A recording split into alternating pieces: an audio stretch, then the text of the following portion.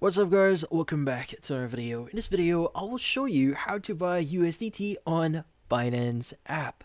So before we actually start here, there's some disclaimer here. So nothing mentioned in this video is financial advice, and I am not a financial advisor here. So this video is for informational and educational purposes only. So let's go ahead and get started here. So first things first is you want to go and just open up the Binance app here and log in into your account, and you want to go and access your assets.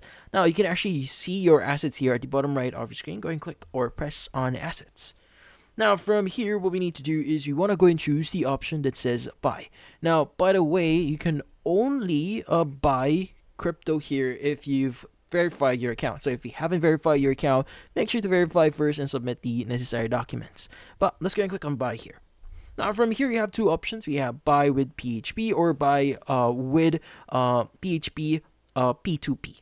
Now in this case we want to go and use the buy with PHP option here. Now by the way, this might be different for you, so you may see USD or your currency here, so it depends on where you are. So in my case PHP is for Philippines, so in this case says PHP. But then again, let's go and choose the buy with PHP option only.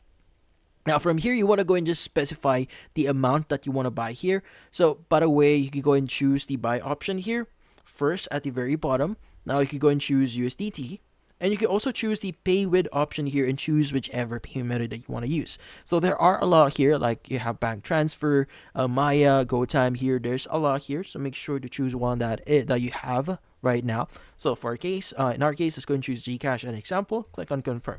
Now you want to go and specify the amount here. So let's just say I want to buy like around 2,000 PHP. In this case, by the way, there's like minimum value that you need to meet here. So if I'm not mistaken, minimum values are like $10 for USD here. So in this case, I'm going to just add 2,000 PHP.